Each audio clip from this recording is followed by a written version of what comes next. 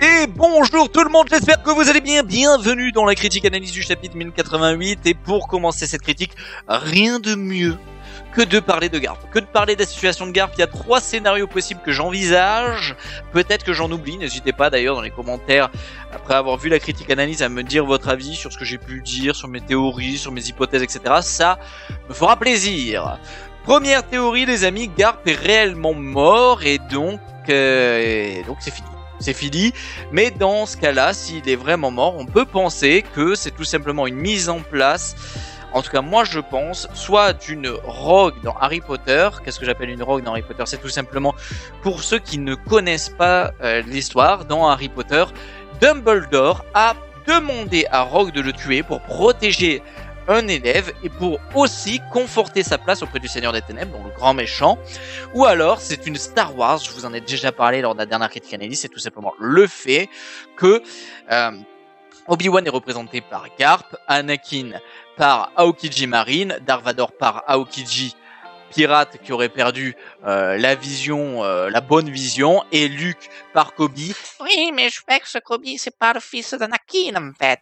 Oh, ta gueule, c'est magique. Tu la connais l'expression, Kagora? Voilà, tu vois, j'ai l'accent qui ressort tellement tu me les brises, ok? Bon, non, donc ça serait tout simplement cet aspect du mentor. Son premier élève a mal tourné, l'a tué. Le dernier élève va redonner la bonne vision des choses à l'ancien élève.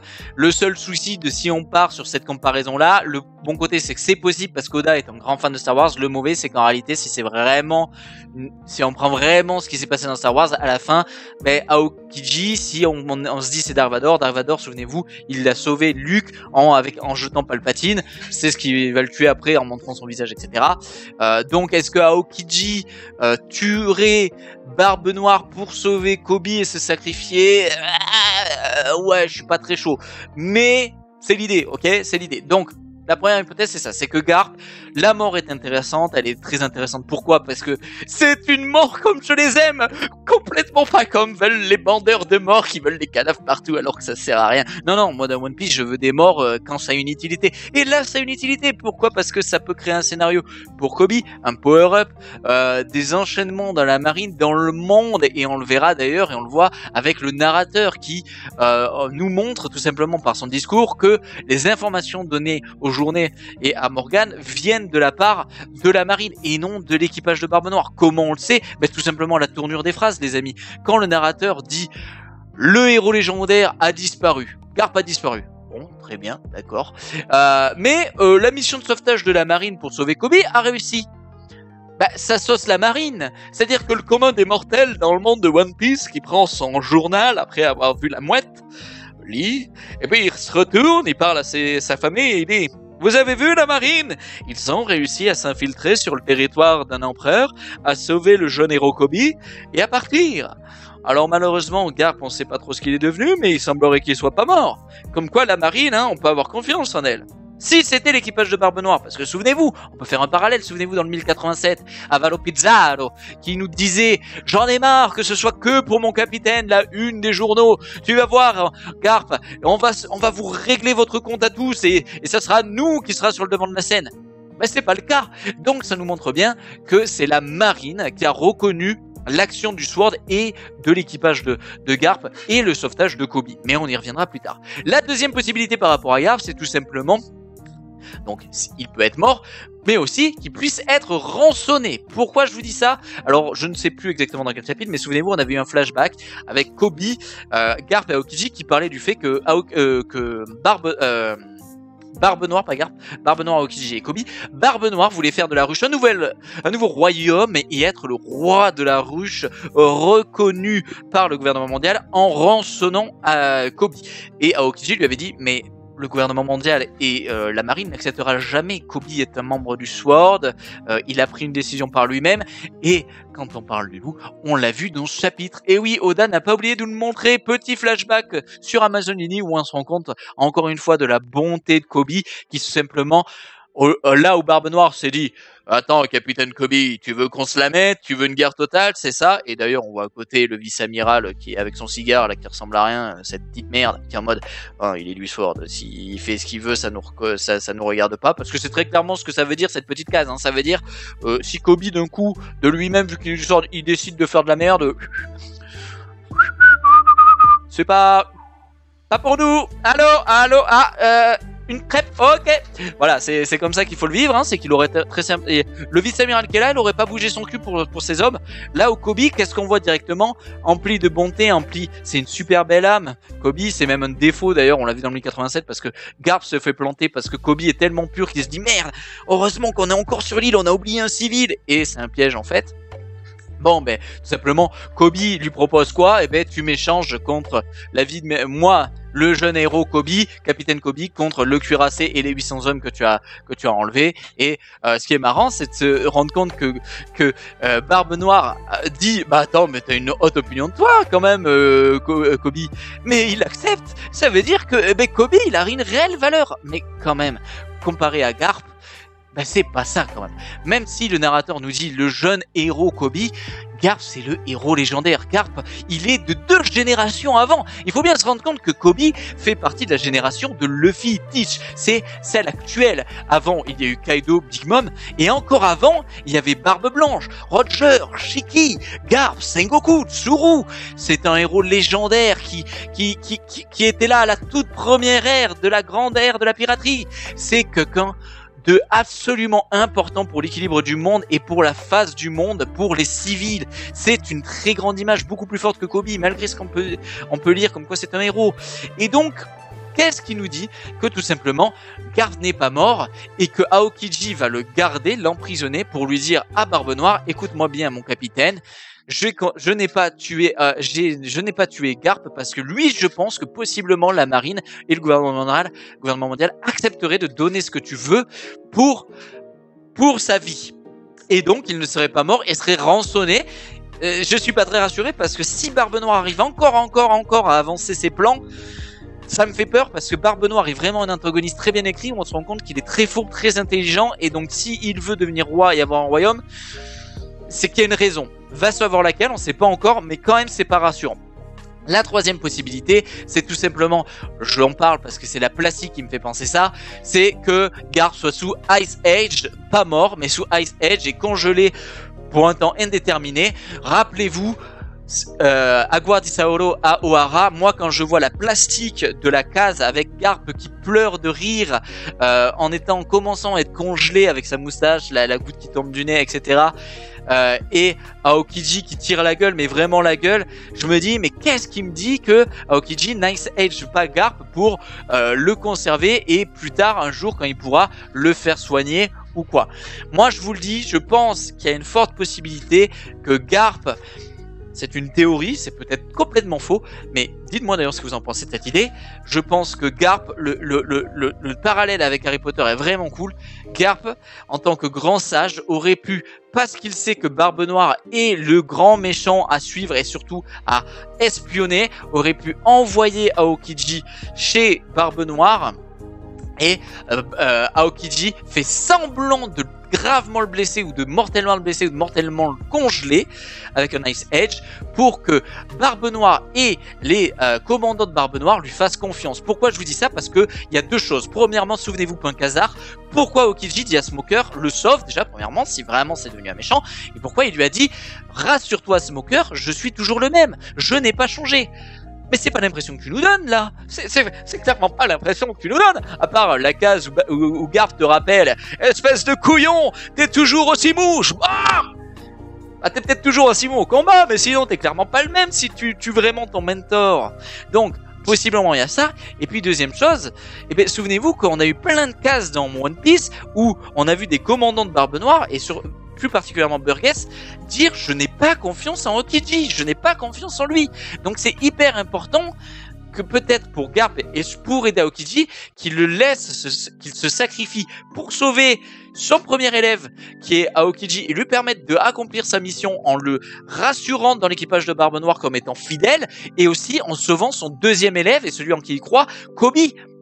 Voilà, donc ça c'est les 3 hypothèses que je vois sur ce chapitre et sur la situation de Garp. N'hésitez pas à me dire laquelle vous pensez la plus plausible et votre préférée dans tout ce que j'ai énuméré. Moi ce qui me plairait c'est soit cette 3e que je viens de vous dire, soit que Garp soit vraiment mort, parce que je trouve sa mort très belle et qu'il s'est passé avec Garp ce qui s'est passé à mes yeux pour Barbe Blanche, c'est-à-dire que quand j'ai vu Barbe Blanche, j'étais impressionné, j'étais subjugué, je me disais... Oh, mon Dieu, c'est ça la puissance de cette génération, de la génération de Roger, de la génération de Québec, de la génération de Tsuru, de Sengoku. Et quand je vois Garp là, je me dis, mon Dieu, mais cette génération de fous.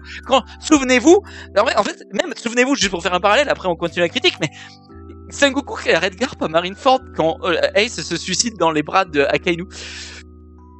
Quand vous voyez ce chapitre, vous vous dites pas qu'il a bien fait, parce que moi je me dis heureusement que Sengoku il a rattrapé Garp, parce que Garp, je pense, il ruinait Akainu. Voilà, je dis les termes, Bon, après avoir parlé de Garp pendant une dizaine de minutes, et oui, c'est le sujet principal quand même de ce chapitre, on va parler un peu de Kobe aussi après. J'aimerais tout de même revenir sur un petit truc aussi avant, c'est une autre partie de flashback, c'est tout simplement tout l'aspect Kobe et la bonté de Kobe, mais surtout l'éducation des Marines. C'est trop cool parce que souvenez-vous, on avait eu un peu ça avec Sabo qui prenait des cours vraiment comme à l'école, hop, sauf que lui il dormait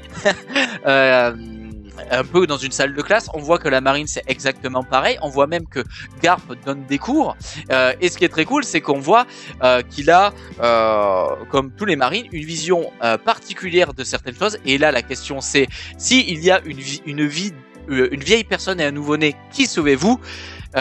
Kobe, tout plein de bonté déjà petit, dit eh ben je reste sur l'île et je sauve les deux. Et Garp lui dit mais n'importe quoi, vous sauvez la jeune vie, la jeune pousse, par contre la vieille vie qui a déjà vécu, vous la laissez tomber. C'est quelque chose de franchement super cool comme sujet. Moi j'avoue que je fais partie j'ai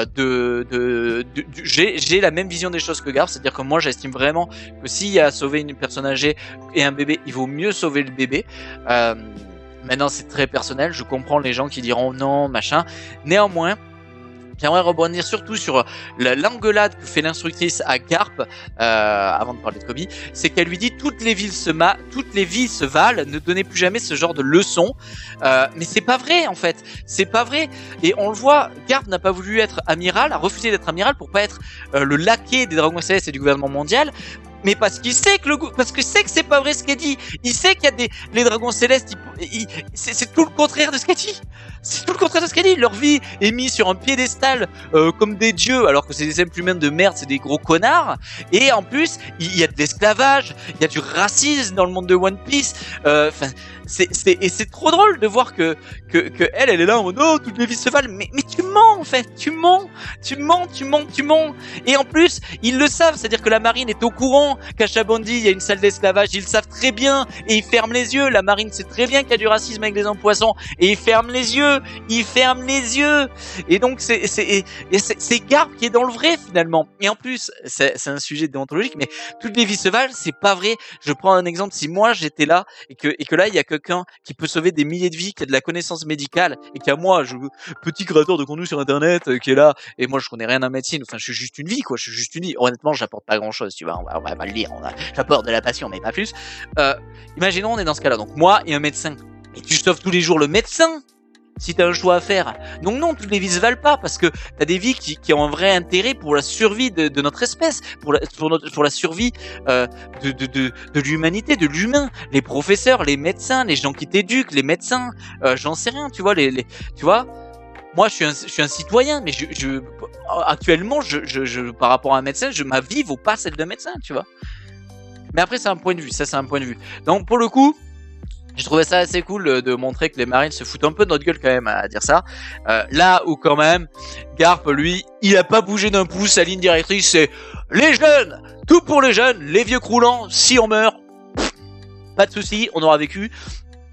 Ce qui fait écho d'ailleurs aux derniers mots de Garp qui sont magnifiques, où il dit tout simplement ben voilà, c'est bon, vous avez compris la leçon, vous avez compris ce que je voulais vous dire, voilà, je me sacrifie pour vous tous les jeunes, parce qu'au final c'est vrai que sur le bateau il y a beaucoup de jeunes, je me sacrifie pour vous tous.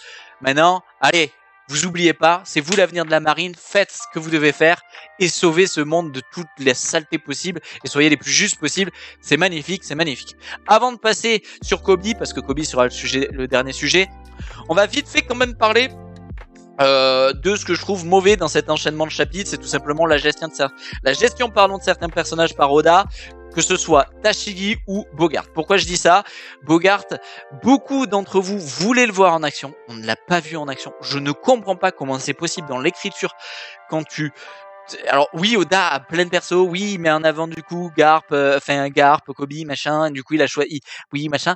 J'aurais préféré qu'on ait un chapitre de plus pour mettre en avant notre perso parce que vraiment ça me fait chier. Bogart, je ne comprends pas comment le bras droit le plus proche marine de Garp ne rentre pas en action à ce moment-là. Je ne comprends pas. Vraiment, je ne comprends pas. Je ne lui demande pas d'être un monstre de puissance. Juste, bats-toi en fait. Montre que tu es là avec lui. Ou alors, ça veut dire quoi? Ou alors, ça veut dire que la case qu'on a eue dans le 1087 où on le voit que comme ça de profil en train de regarder vers la rue, c'est-à-dire qu'il aurait peut-être été prévenu, Garp lui aurait dit je vais me sacrifier pour les jeunes pousses, donc ne viens pas. C'est toi qui vas devoir continuer le temps qu'il faut à les guider avant qu'ils prennent ma place. Peut-être, tu vois, il faut être ouvert à toutes les possibilités, mais quand même, ça me fait chier. Et Tashigi, putain, ça me fait trop chier. Tashigi avec Smoker sont deux des marines que j'adore dans l'œuvre. Bordel, elle doit évoluer. Oda, il faut que tu penses à nous la mettre en avant. Elle a une histoire en parallèle avec Zoro sur le fait de sa ressemblance avec Wina, le fait que ça soit une sabreuse, le fait qu'elle veut sauver les sabres des sabreurs qui seraient mauvais, sachant qu'en plus Zoro lui a appris le fait de tu peux être un pirate, tu peux être quelqu'un qui n'est pas bon à tes yeux, mais qui est bon avec ton sabre, etc. Bon bref, on s'en fout. Pourquoi tu la mets pas en avant? Pourquoi tu la mets pas en avant? Pourquoi ta mise en avant de Tashigi, c'est la fait qu'elle parle oh l'escargophone? Mets-la-nous en avant, mets-nous une petite case, mets-nous un petit truc en fait. Tu vois, moi j'aurais beaucoup plus été touché si on avait eu un chapitre de plus, mais par contre qu'on ait Tashigi qui s'occupe en mode qui s'occupe du bras énorme de Pizarro et Kobe qui sèche un commandant d'empereur avec son coup de poing, tu vois. J'aurais beaucoup plus préféré, mais non, tout n'est pas parfait, tout ne peut pas être comme Choupex voudrait, et c'est très bien comme c'est quand même, c'est deux très bons chapitres, c'est incroyable les chapitres qu'on a eu là, mais c'est vrai que ça me fait chier de voir des personnages quand même que j'ai beaucoup d'affect être moins mis en avant que l'homme argile par exemple. Non, j'en ai rien à foutre avec sa casquette dégueulasse et son chara-design dégueulasse, voilà. Bon, et pour finir cette critique analyse, il faut parler de Kobe. Il faut parler de Kobe et surtout de la force monumentale qu'il nous a montré dans le chapitre avec tout simplement son attaque, l'impact honnête, l'honesty impact. On se rend compte avec cette attaque tout simplement que Kobe est un monstre de puissance, mais laisse tomber.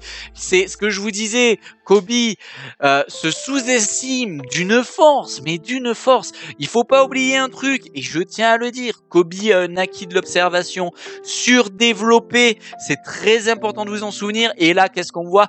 Kobe a un acquis de l'armement surdéveloppé étant donné qu'il utilise le Ryuo. Il utilise le acquis de l'armement avancé. Son impact de force brute, en plus du Ryuo, est phénoménal. Il faut bien le prendre en compte. Donc, Kobe a le acquis de l'observation développé au max, il a le acquis de l'armement développé au max, en plus d'une force brute de fou furieux, parce qu'on a encore un autre flashback trop cool, où on se rend compte que Hermep dit à Garp, non, il voulait que je garde le secret, mais en fait, Kobe, en plus de l'entraînement spécial que Garp lui donne, Kobe, il fait l'entraînement spécial de Aokiji et Garp, c'est-à-dire qu'il va sur la plage des navires, des cuirassés, et il fait ce que faisait Garp et Aokiji, en plus d'un entraînement particulier spécial de Garp. Mais je sais pas si on se rend compte de la folie de ce qu'a fait Kobe. Et ça fait encore plus écho au premier mot qu'on avait dans le 1087 où on dit ces héros, leur force elle est pas innée. Non, c'est des mecs, ils passent des heures et des heures à se fracasser à l'entraînement, et Kobe c'est ça. Et c'est trop cool de voir ça. C'est trop cool de voir le petit Kobe qui avait peur de la grosse Alvida, de cette merde d'Alvida, qui s'est fracassé à l'entraînement, qui arrive toujours pas à croire en lui, et c'est pour ça que c'est pour ça que je vous dis que la mort de Garp est quand même possible, c'est que si Garp meurt, Kobe va devoir prendre conscience de qui il est, de ce qu'il peut faire, parce que là, ce qu'il a fait, ça a fait prendre conscience aux marines, ça fait prendre conscience à ses collègues, ça fait prendre conscience aux pirates, ça fait prendre conscience à l'équipage d'un empereur. Ah oui, il y a peut-être une raison pour laquelle ce mec, c'est le jeune héros, il y a peut-être une raison qu'il va falloir qu'on le respecte, ce mec. C'est incroyable ce qu'il a fait. l'impact honnête, en plus, ça fait encore référence à ce que je vous disais un peu plus tôt. Kobe est super honnête, c'est quelqu'un de super bon, avec une âme très pure. Donc l'impact honnête, c'est pas mis là par hasard, c'est pas un nom par hasard. Donc magnifique, magnifique, magnifique, magnifique. Kobe m'a impressionné. Et d'ailleurs, il faut parler aussi en plus de Hermep qui tout simplement j'ai un amour pour Hermep, c'est un truc de fou, c'est un personnage complètement détestable dans l'œuvre quand tu commences l'œuvre et depuis Marineford, c'est l'ami le plus fidèle de Kobe, c'est son ami, c'est son bras droit, c'est celui qui est toujours là pour être là, pour le rattraper, pour l'aider. Là il a encore bloqué des boulets de canon pour que Kobe puisse aller jusqu'au bras. C'est trop un bon pote Hermep, son évolution elle est trop cool. Et putain, me dire que cette merde, c'était une petite merde au début. Autant Kobe, tu te disais, il a tout à développer, il a tout à t'apprendre. Autant Hermep, tu disais, oh, c'est foutu, il a un caractère de merde, c'est une merde, c'est vraiment une merde. Mais non, lui aussi il évolue. Et d'ailleurs, les deux, c'est drôle parce que les deux finalement ont ce caractère de se dire, de se sous-estimer, alors qu'Hermep en vrai, c'est pas un monstre de puissance, mais il est quand même bon, il manie bien ses deux petits sabres. Et Kobe, il est surpuissant et il croit pas en lui, mais il croit au fait dans son honnêteté, dans sa bravoure. Ça par contre il est brave, ça c'est vrai que Kobe est brave. Donc Hermep et Kobe, super évolution, c'est trop cool. Je vais pas trop parler de Prince, hein. Moi je n'aime pas ce perso, je vous le dis, pour moi il a pris la place de... Je pense qu'Oda n'aurait pas dû l'introduire, c'est mon avis personnel. Je n'aime pas son chara design, je n'aime pas son fruit, et je n'aime pas le fait qu'il ait pris la place d'autres marines qu'on avait déjà, que j'aurais préféré voir développer, comme Tashie par exemple, je le redis. Maintenant je peux comprendre qu'on l'apprécie, mais moi c'est pas mon truc. Pour terminer la critique analyse, les amis, ça fait déjà plus de 20 minutes qu'on parle. On va parler tout simplement de la pause qui arrive. On a une pause d'une semaine. On va avoir le One Piece Day bientôt. Je crois que c'est aujourd'hui ou demain. On va avoir des news sur l'animé, sur les openings, sur plein de choses. Donc j'ai hâte. J'aimerais revenir aussi sur le fait que moi, je sais pas votre avis, dites-le moi dans les commentaires, mais je trouve vraiment que les dessins sont beaucoup plus propres. Les doubles pages sont magnifiques. C'est vraiment très très stylé. Oda a très bien dessiné des détails, je trouve, dans ce chapitre. Et pour finir, je pense qu'on peut rendre hommage à Garp s'il est vraiment mort. Beaucoup d'amour pour notre papy. Et non, punaise, j'ai oublié quelque chose. Oh, heureusement que j'ai une mémoire. On va quand même parler du fait qu'après cette pause d'une semaine, on va retourner avec Ed après 4 mois sans les Mugiwara. On va retrouver l'équipage de Luffy. Et d'ailleurs, on peut voir que la marine, comme je vous disais, qui a écrit au journal au journal a dit oui, on a réussi notre mission sur la ruche, machin. Elle a aussi fait passer Luffy pour quelqu'un qui s'est dit, en fait, pour la marine, pour le monde entier, pour les civils qui lisent le journal, Luffy, en fait, Barbe Noire, il a la ruche, et là, en gros, Luffy se serait ramené sur la ruche en mode... Hop, tiens, c'est sympa ici, ça sera mon nouveau territoire, ça sera ma forteresse. Et la marine, du coup, a écrit ça en mode, non, on peut pas accepter qu'un empereur se foute sur une île gouvernementale, avec le plus grand scientifique du monde, nos armes scientifiques, et on laisse faire ça. Non, donc, écoutez, voilà, le monde, sachez qu'on envoie une expédition d'une armada phénoménale, d'un amiral. Je pense pas qu'ils aient précisé qu'il y avait un dragon céleste, pas un dragon céleste, un membre du Gorosei, un membre des 5 étoiles. Membre des 5 doyens, mais quand même, voilà, j'ai hâte de les retrouver. Je trouve quand même, pour faire un aparté pour finir cette critique analyse, ça aurait été cool que dans l'œuvre de One Piece, finalement, on ait plus de périodes où on navigue avec d'autres mondes, d'autres pirates, avec les marines et tout. Ça aurait apporté une profondeur au manga que beaucoup n'arrivent pas à voir. Beaucoup de gens, quand tu leur parles de One Piece et de l'univers, ils s'arrivent pas du tout parce qu'ils ont pas eu ça en face des yeux à s'imaginer ce qui a pu se passer à côté, le fait que les marines s'occupent de plein de trucs, que les pirates s'occupent de plein de trucs, qu'il y a plein de guerres, de petites guéguerres, de petits affrontements, de petits machins. Ça aurait été bien, moi je trouve qu'on ait plus de pauses comme ça permet de souffler de l'équipage, ça permet de donner une vie à l'œuvre, ça permet de donner une profondeur à l'univers, ça permet de traiter d'autres personnages, de souffler un peu. Et moi j'ai adoré ces 4 mois sans les Mugi, et maintenant j'ai qu'une hâte, c'est de les retrouver quand même. J'ai hâte de retrouver mon petit Luffy, j'ai hâte de retrouver Zoro, l'équipage, tout ça. J'ai hâte de voir ce qui va se passer, parce que n'oubliez pas que ça va être une dinguerie ce qui va se passer sur Egghead. Donc les amis, on se retrouve dans 2 semaines. Abonnez-vous en cliquant ici. La dernière critique analyse ou la dernière réaction live, je suppose que je mettrai, elle sera là. Et puis pendant la semaine de poche, je vous sortirai la deuxième vidéo de Je vous conseille un manga. Voilà les amis, des bisous, prenez soin de vous, faites attention à vous pendant les fortes chaleurs. Pensez si vous pouvez pour les petits animaux, s'il vous plaît, un petit bol d'eau sur le bord de votre fenêtre, ça peut faire boire des oiseaux, des lézards, plein de petites bébêtes, plein de petites vies que vous pouvez aider en faisant pas grand chose. Donc pensez-y s'il vous plaît et faites attention à vous avec les chaleurs, hydratez-vous bien. Et puis voilà, des bisous les amis, abonnez-vous, la dernière critique analyse, la dernière action live. Des bisous, salut tout le monde, ciao ciao, bye bye.